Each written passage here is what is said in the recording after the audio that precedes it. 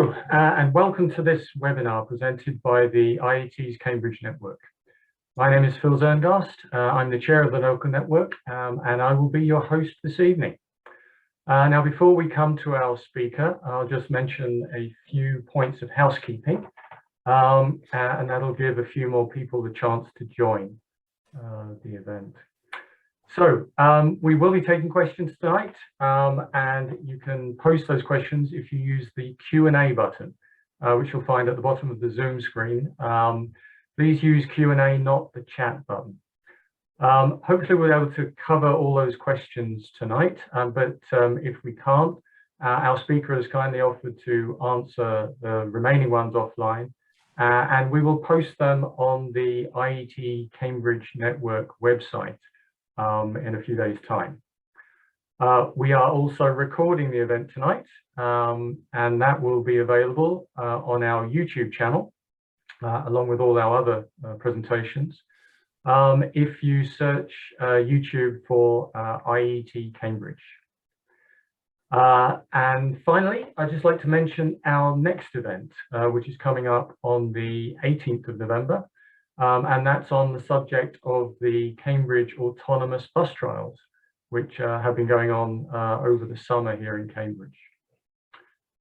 So, on to tonight's event. And I'm very pleased to welcome our speaker tonight, Dr. Timothy Lanfear.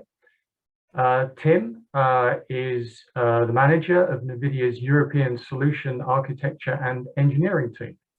He has 25 years experience in high performance computing, starting as a computational scientist with British Aerospace. Since then, he's also worked in technical pre-sales with Hitachi, ClearSpeed, and most recently with Nvidia.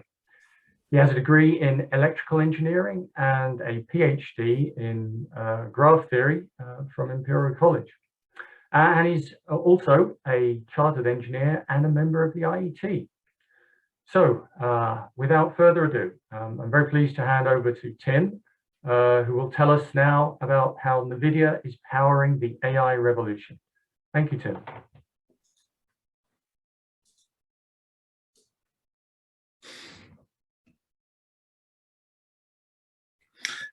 So Phil, can you just confirm the slides are visible? Yep, you're not sharing yet, Tim.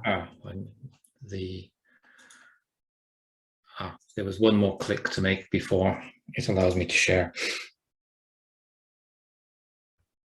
Okay, your screen is sharing now. Okay, great, thank you. So Phil, thank you very much for this opportunity to talk to the name of Nvidia may be well known to some of you, but maybe not to others.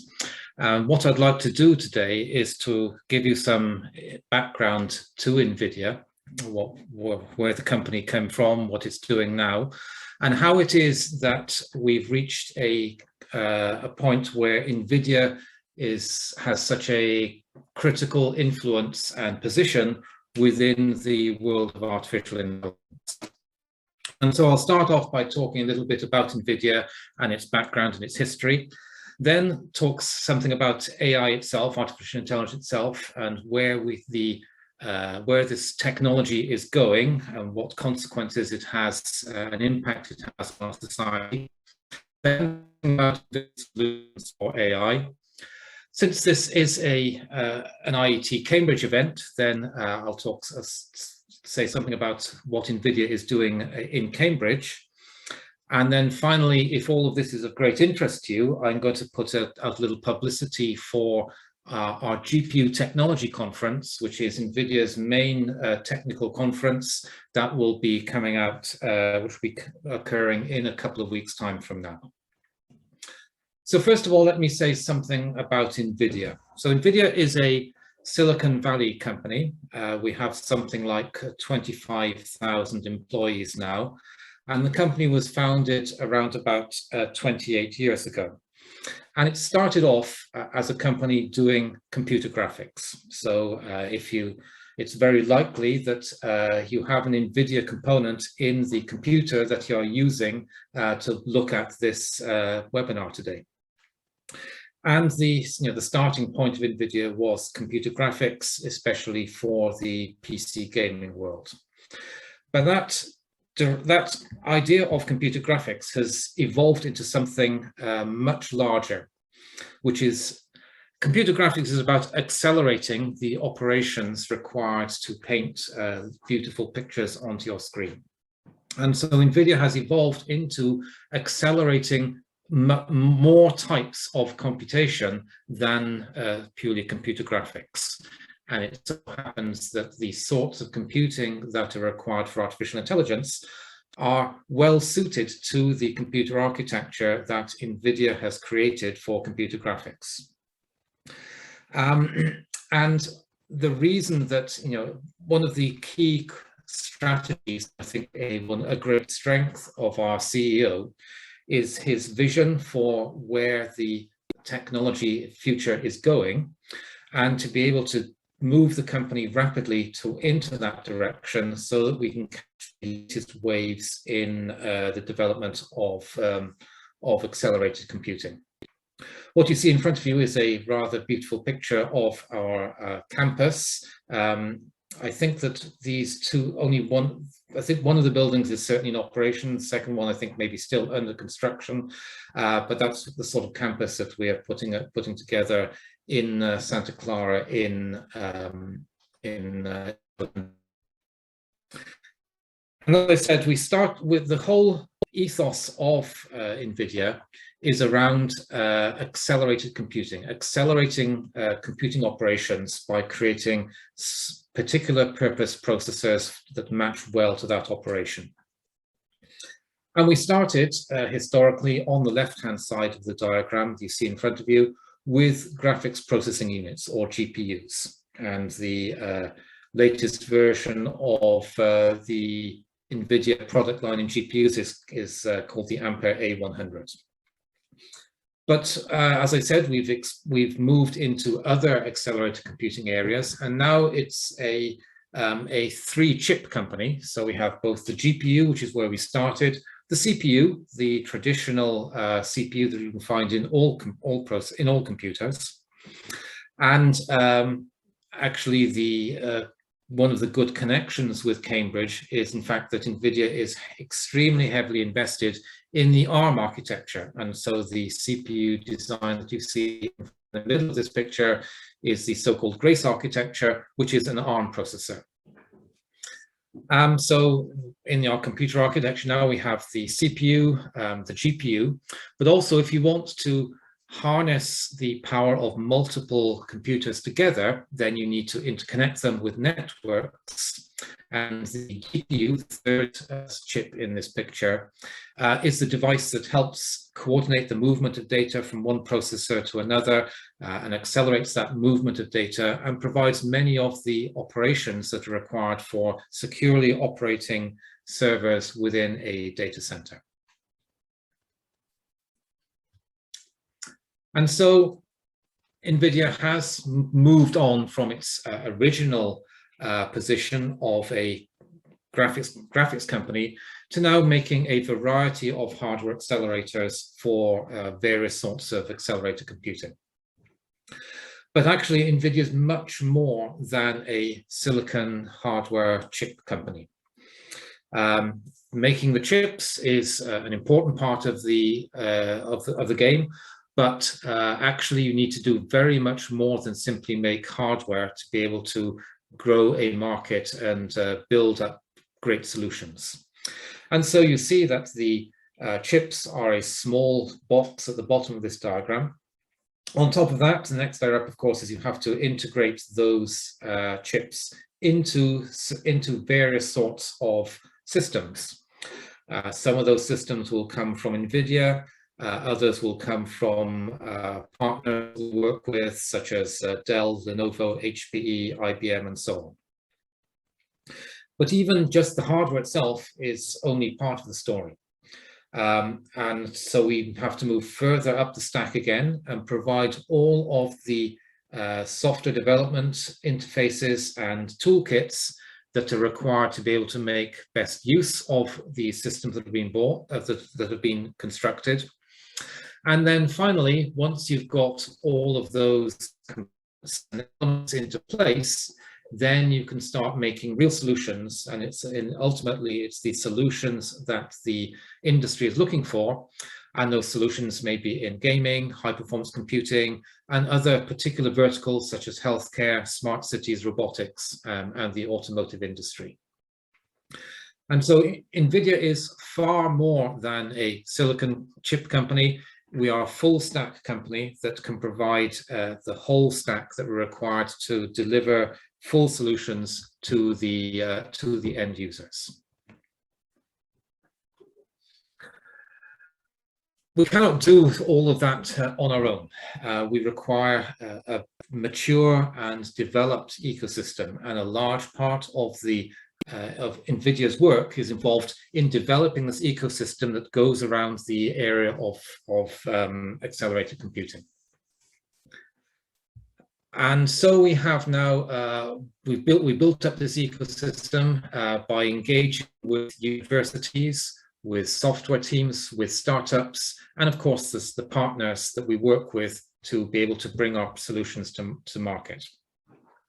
And it's this heavy investment into particularly the developer community that has allowed us to really grow the business of Nvidia so that it becomes the leading solution for artificial intelligence. It's a next generation of computing.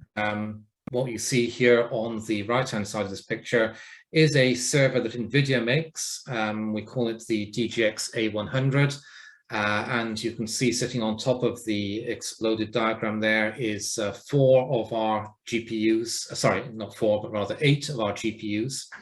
The majority of that space is actually heatsink. These are components that put off several hundred watts of power and therefore need very large heat sinks to be able to move out, to be able to remove the heat from the processor itself.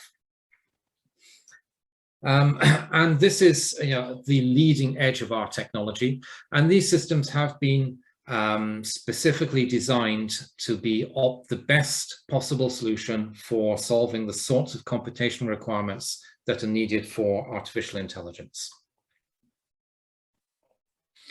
And although the server is perhaps the building block, actually the level and degree of compute that's required for doing AI is enormous. And actually you need to be able to think beyond the single server and how you can aggregate those servers into a much larger compute device that can, and all of them working together can cooperatively address the very large computational problem of artificial intelligence.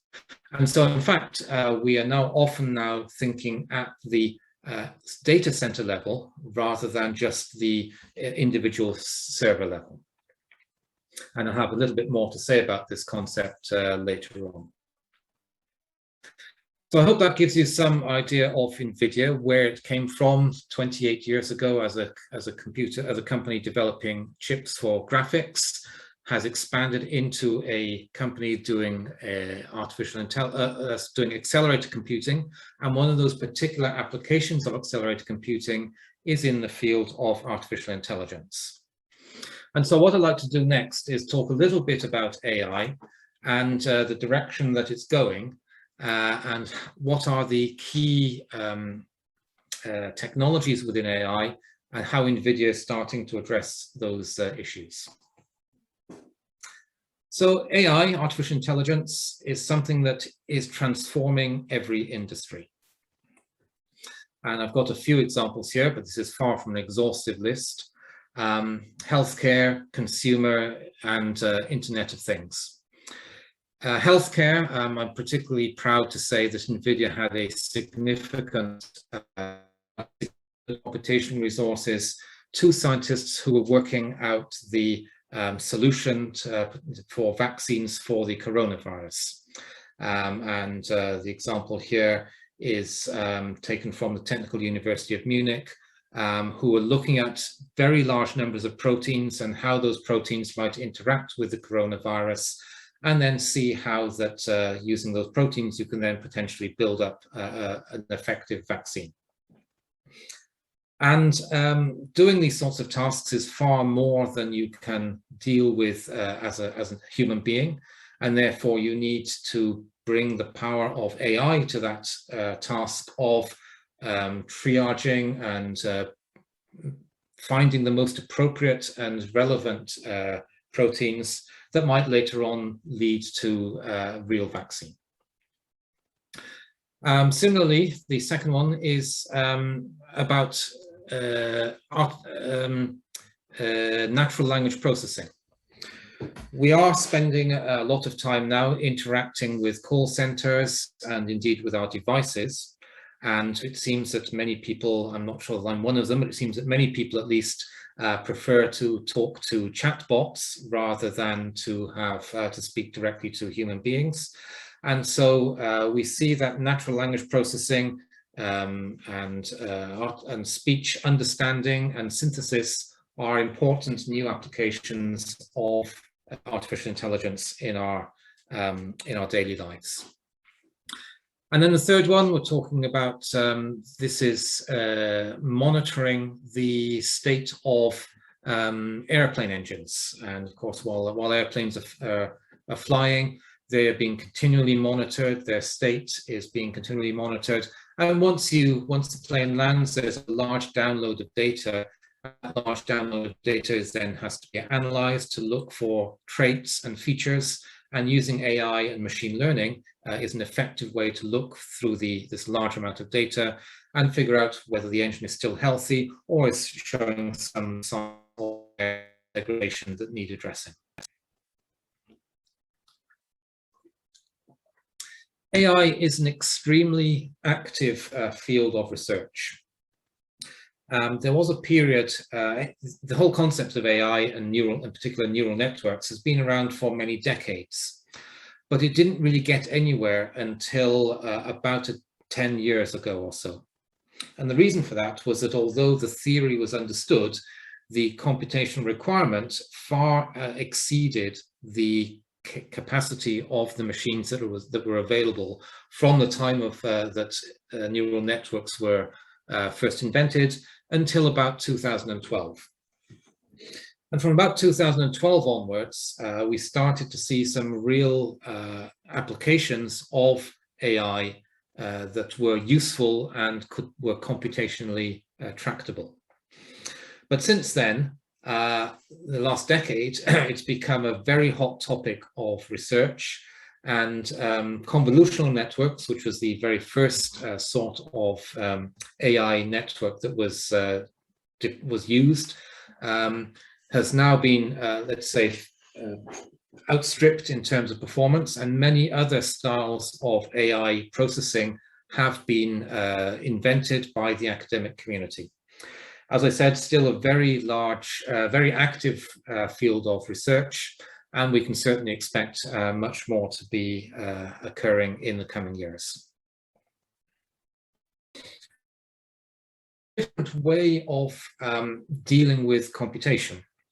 So the typical way that we think about AI, about doing computing, is that if you wish to analyze some data, then a human being would think about what are the appropriate rules that might be used to extract information from that data, program those rules into a system, and then run the data through that pre-programmed system where the program has been generated by the human being. Deep learning is a particular approach to artificial intelligence that works in a different way. The way that deep learning works is that we present the artificial intelligence with many examples, and the number of examples may be millions or even more.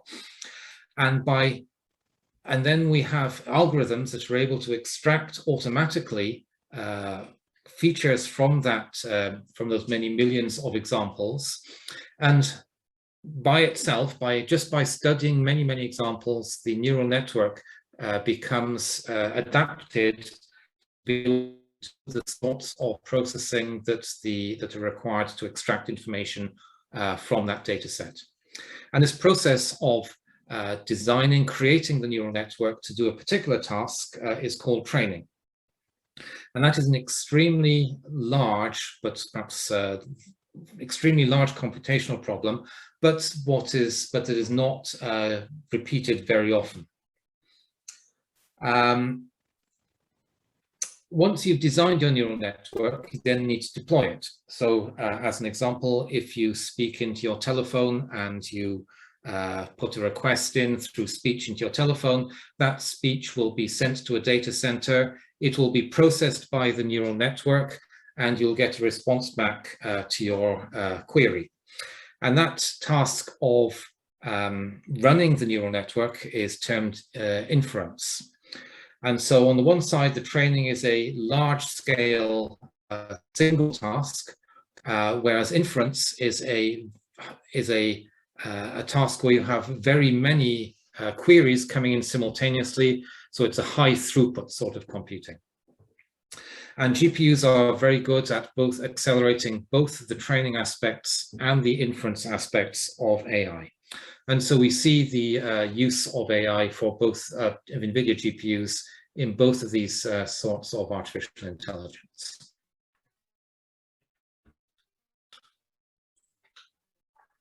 As I said earlier on, there are a broad spectrum of applications for AI in our society today. Conversational AI or chatbots, and I think now pretty much every time you log onto a website, a little box will pop up asking if you want to interact with the website, and that is often not a human being, but you're interacting with a chat box that can understand the typical sorts of questions that are going to be asked in the context of that website and deliver the typical sorts of responses that the company wants you to see. Recommender systems.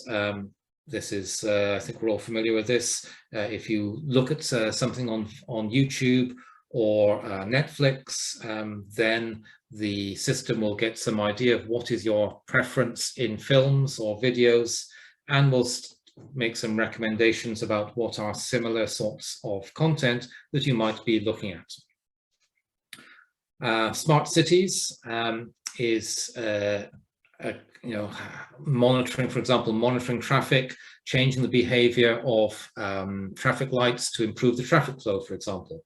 And of course, we see that there are lots of security cameras around our cities these days, all producing data, and all should be analyzed in some way to see if to check for anomalies, to check for potential criminal activity. Healthcare. We are in our society suffering from a severe lack of radiologists. Radiologists are being asked to come out of retirement to look at the many images that are being created by our doctors and hospitals. And so if we can provide some AI support to our medical profession so that they can deal with these large volume and deluge of medical images, then we can get potentially more accurate and more, at least better throughput of analysis of our images. Robotics, I think that factories these days are becoming more automated, and we see large numbers of robots in our factories these days. Autonomous vehicles. The driverless car, I think, is going to be the way or the thing of the future. We're still perhaps a few years away from that. But I personally am looking forward to the day when I don't have to take control of my car anymore. And finally, telecoms. There's a lot of data being moved around in our networks, and so finding the right way to process all of that data is an aspect of AI. And I've talked about all of those different disciplines. And underneath, you'll see a number of names that perhaps you don't recognize: Riva, Merlin, Metropolis, Clara, and so on. And all of these represent, all of these are names of Nvidia solutions that address those particular markets.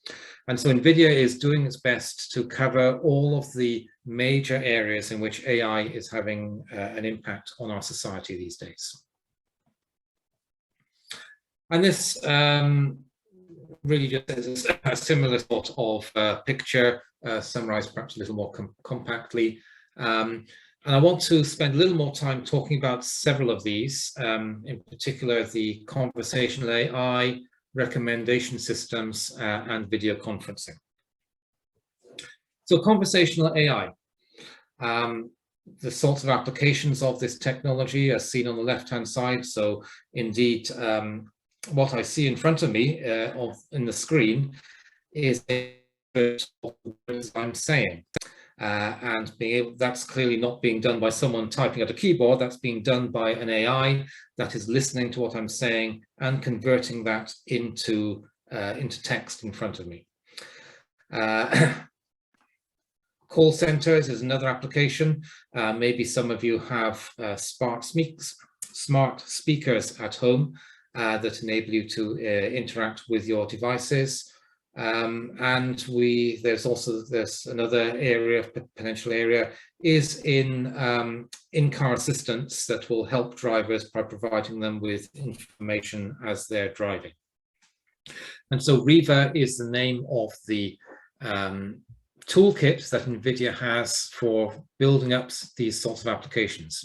Nvidia is not developing applications, full solutions itself, but its goal is to provide the toolkits that enable our users to be able to build their own applications. And so some of the tasks that are required here are automatic speech recognition, which is what is going on in front of me as the transcription occurs, understanding the intention of the speech, and then finally the part at the bottom is text-to-speech transcription.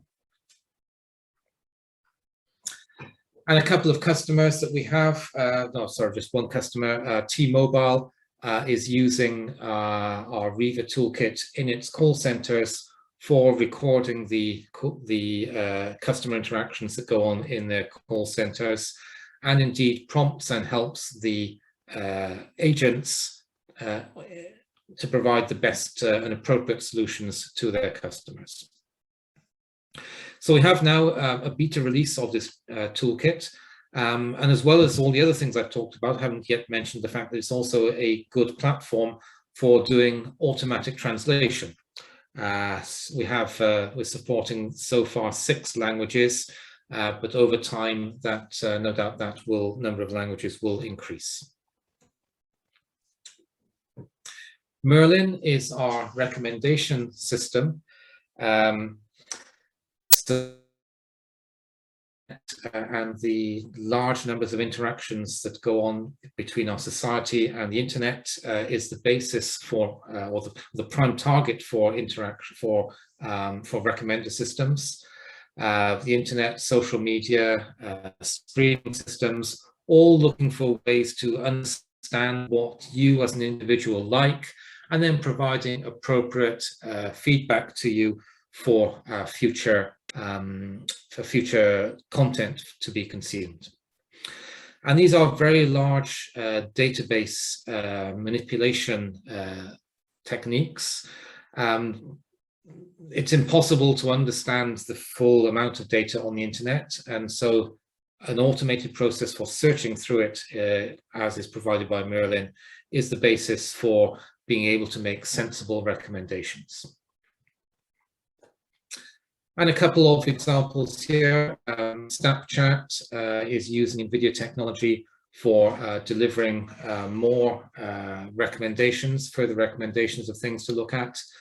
And also then the second example is an example of recommending food and restaurants that you might like to have. And then finally is one that perhaps maybe we're not sure whether we have it in this system today that we're using today, but we're all now spending lots of time in virtual meetings, and being able to improve the quality of the meeting is a good and useful application of AI. We can do things now like adjusting the gaze, so that I'm actually struggling a little bit with that right now because my camera is slightly off to the right-hand side of the screen that I'm looking at with the slides on it. And therefore you will be looking at me at a slight angle, which isn't the natural way that I would interact with an audience in a live situation. I'll be looking straight at you. And so we can use AI for adjusting the gaze and the eye contact. We can process the sound so that the echo of the room might be removed, or other artifacts of the sound might be improved. And then finally, the quality of the image can be improved through AI. And so if we use AI, we can, even on a low bandwidth connection, we can deliver a high quality of image to the end user by using AI to fill in the missing details that have been taken away from the low bandwidth system. Tim, can I interrupt you a second? We're still looking at the conversational AI Reaver slide. I'm not sure the slides are updating. Okay, I'm unsure what's going on here. Maybe if I stop sharing and try again, maybe that will be the solution. Okay. Okay, I can see Merlin now. Okay, is everything working again? Looks good. Let's hope the slides keep moving along. Yeah, okay, I think the problem was in Zoom rather than in the slide. So let's. Okay, well, thanks everyone for persevering. I'll let Tim carry on. Sorry about that. The life of online meetings. I was rather hoping that by now we will be able to do this meeting face to face, but there we go. Where was I? Right, recommendation systems, Maxine. Yes, I was talking about the. Yes, indeed, very appositely talking about the issues of online meetings and how AI can improve them. Just a couple of words about speech processing or natural language processing. This is a large and growing application of AI, and it's among the most demanding that we have in the world of AI. So today we're looking at models that have approaching 1 trillion parameters. We've got hundreds of billions so far, and the goal is to move up to the 1 trillion parameter model. And these very large models are required to be able to understand the complexity of speech and natural language, and create realistic responses to speech queries, and to be able to accurately and idiomatically translate from one language to another. And so this is Megatron is Nvidia's solution for natural language processing, built up on top of the various layers of Nvidia technology. And once you've got this huge model, then you need, of course, to be able to deploy it. So that we have to train the hundreds of billions of parameters, set up those hundreds of billions of parameters in the model, and then be able to deploy it in a way that is effective, so that you can get a response in a fraction of a second. I mean, various studies have been done about what sort of latency is acceptable to the human being when he's involved in interacting with a system. And so you need to have multiple queries per second as being the appropriate level to be able to satisfactorily interact with a human being using speech. Okay, so those are some of the applications of AI and where we see the current state of the art and where things are going.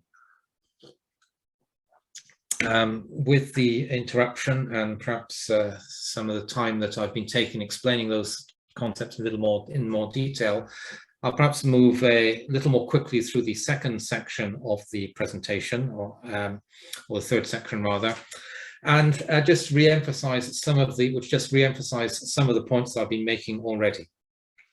First of all, that accelerated computing is not just a matter of creating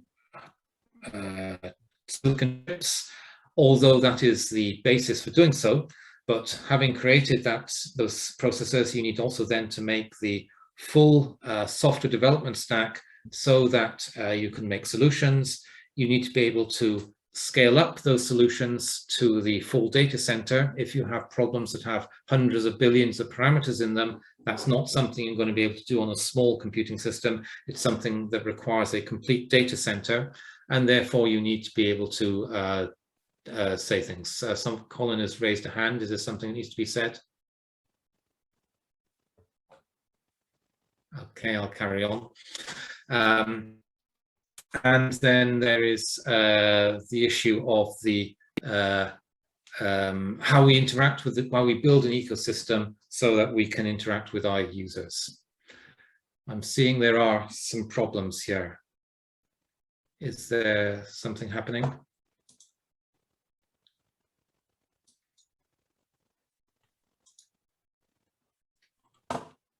Tim, are you having a problem with the display? Well, I saw people raising hands. I'm wondering if is someone trying to say something to me or not.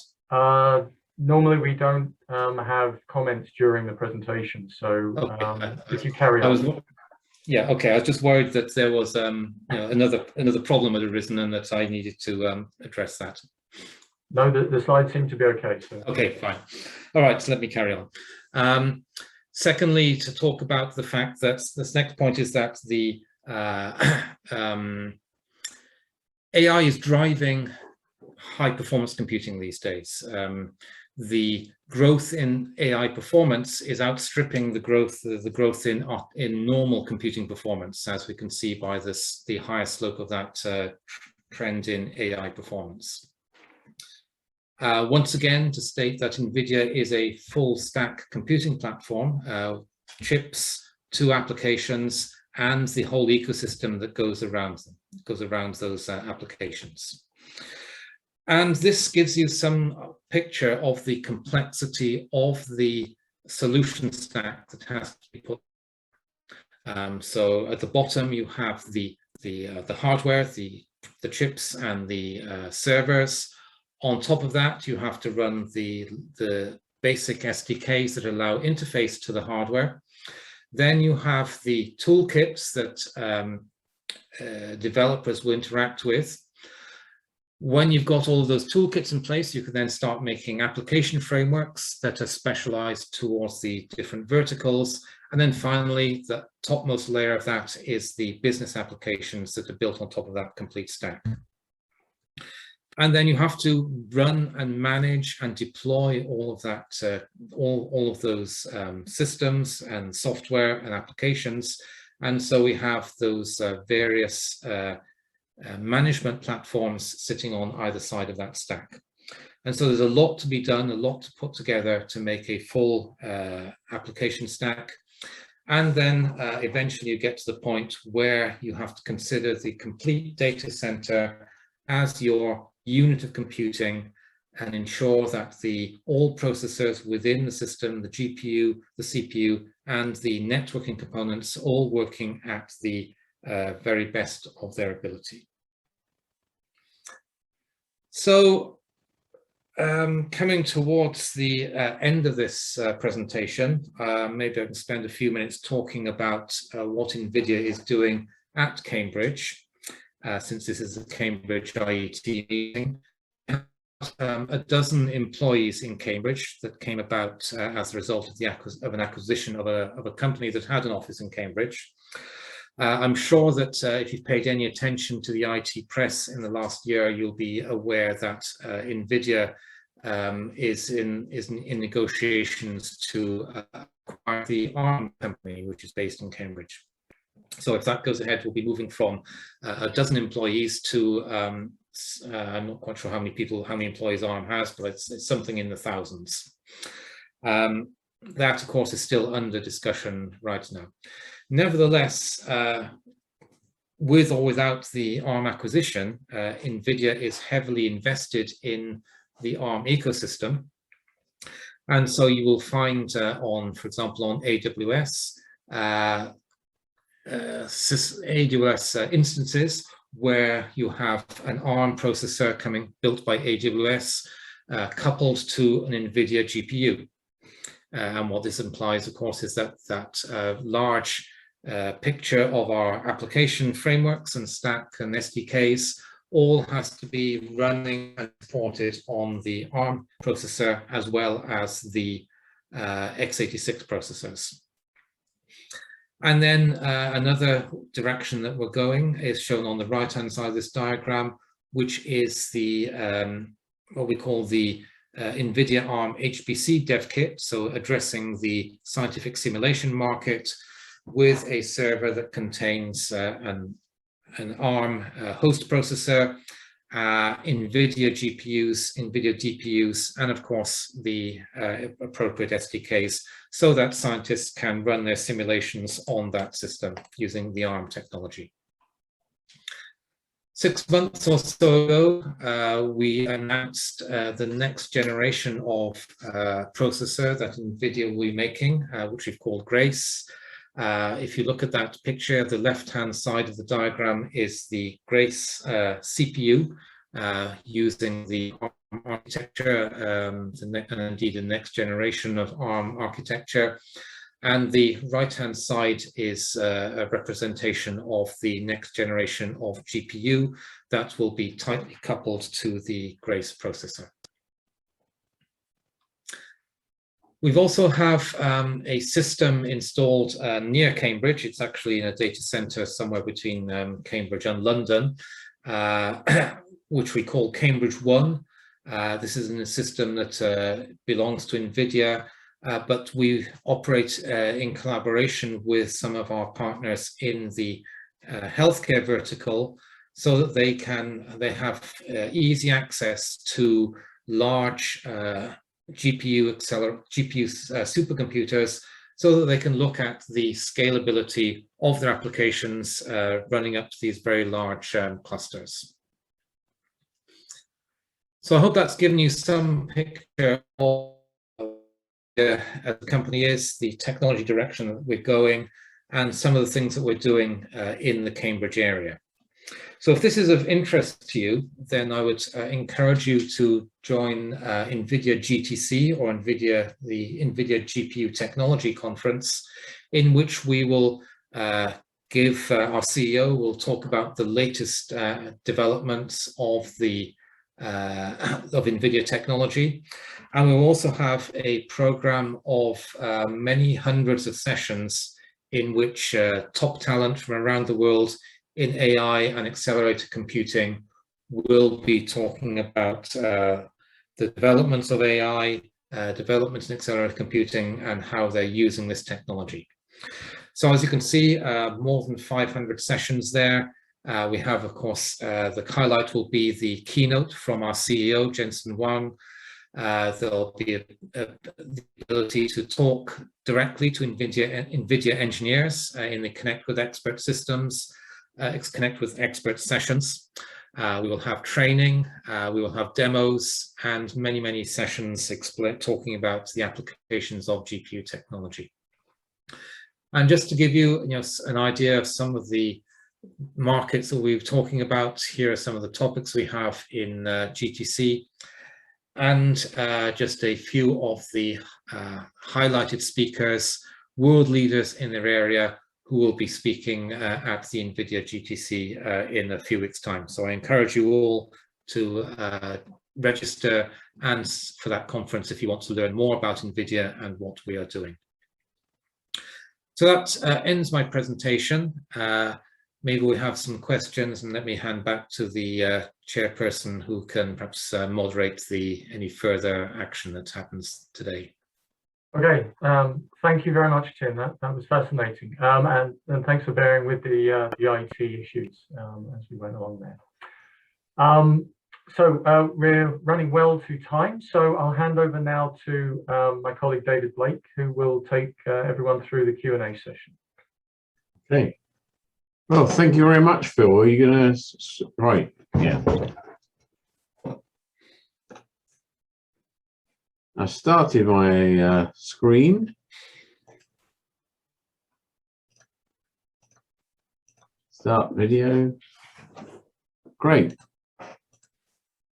That's great. All right, good evening, everybody. We do have some questions. I'll first of all just say, if you do want a CPD certificate, please email camsec@gmx.com and we'll provide you with a CPD certificate over the next few days. Thank you very much.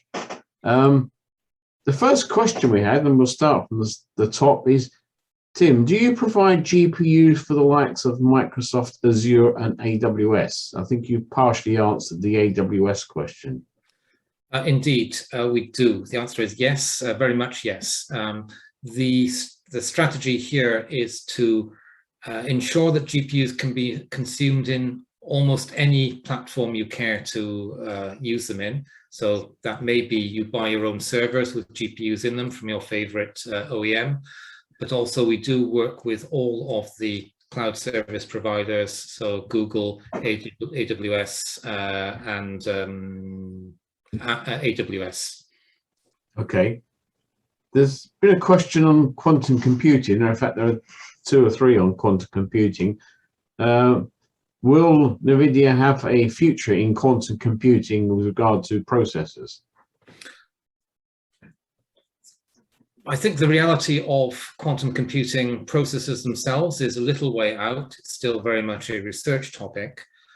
So our strategy with respect to quantum computing at the moment is to support that research. What quantum computing researchers require is fast simulations of future products, future devices. And so we have a toolkit that will accelerate quantum computing simulations. And that's where we are putting our efforts these days, right now. Thank you. An exciting Nvidia involvement in hyperparameter optimization to look forward to, say, coupled with Rapids and or TensorFlow GPU. Any exciting Nvidia involvement in those particular areas? So the way that we interact with the AI and data science community is that we collaborate with the AI community and find out what it is that they want to see as future features within those various toolkits that have been mentioned, and then we implement highly efficient versions of them that can then be passed back to the owners of PyTorch and TensorFlow and Rapids and all those various toolkits. And so, our strategy is to develop and then release back to the community those efficient implementations that work well on GPUs. Okay. This is not something I know anything about. Will there be AI Winter 3, even with the increasing computing power, which is driving deep learning? That's a speculative and philosophical question that I'm not sure I'm very well qualified to answer.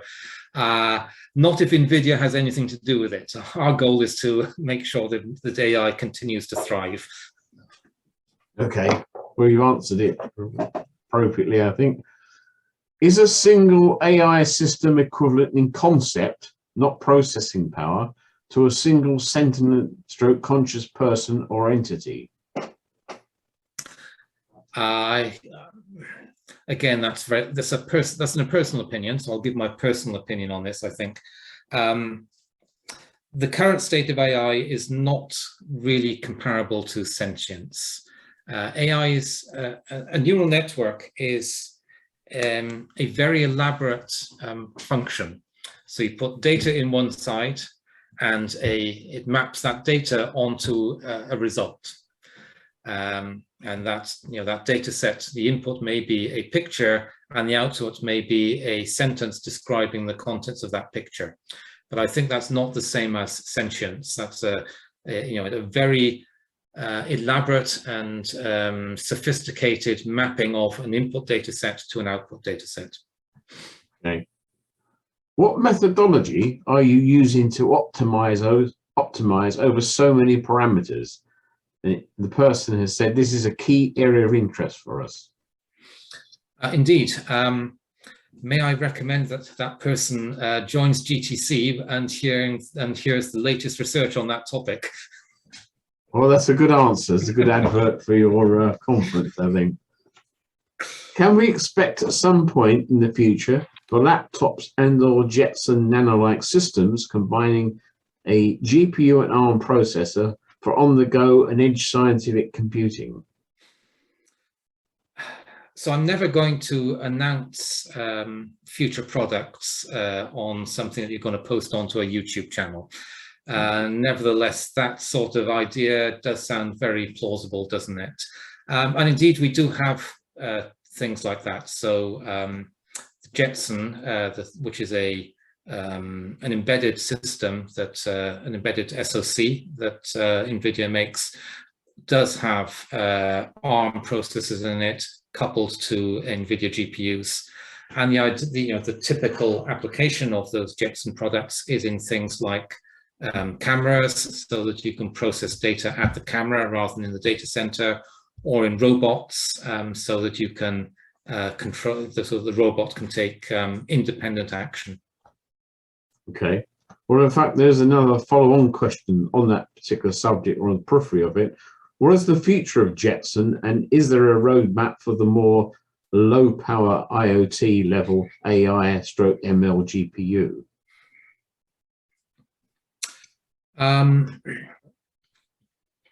There is the Nvidia's business strategy is focused on solving hard problems. We don't intend to compete with companies that can make a very high volume, low margin product, which I think is the sort of thing that perhaps that questionnaire was getting towards. What we're interested in looking at, the sort of target market for us is the lower volume but high margin products, and that means very capable products that can address the most difficult problems. Okay. The last question I have, unless anybody's got anything else to come along, is thanks for a very interesting presentation. And this follows on from watching the recent Apple presentation on the launch of the M1 Pro and the M1 Max from Apple. I'm interested in how you would rate the Nvidia raw computational performance versus these new chips from Apple, particularly around the areas of video editing. Naturally, I'm very much in favor of our products. And again, if I can make one more plug, our CEO always makes interesting announcements at our conferences. So in a couple of weeks' time, will be your opportunity to hear what is the latest and greatest from Nvidia. Okay, thank you very much. Well, that actually, Phil, is all I have on the screen at the moment. Unless anybody's got any other further questions. I'll hand you back to Phil. Thank you. Thank you, David. Well, we're coming up close to time, so I think that's fine. I'll say thank you very much, Tim, for making the time tonight to do your presentation. It's very interesting to see the overview that you gave of the field, and perhaps take us into some of the detail, at least the detail you're allowed to share, of Nvidia's plans for the future. I will bring the meeting to a close there and say thank you everyone for joining us. I hope you found it all as interesting as I did. Once again, thank you very much, Tim, for joining us. I hope I have the opportunity to visit Cambridge in the near future. Yes, I'm sure you'll await events eagerly, as we all shall, I think, in Cambridge, to find out what's happening there. Okay, as I say, thank you very much, everyone else. Please keep an eye out for our other future events coming up. You can find them if you search for IET Cambridge Network. And don't forget to register in advance to make sure of a place.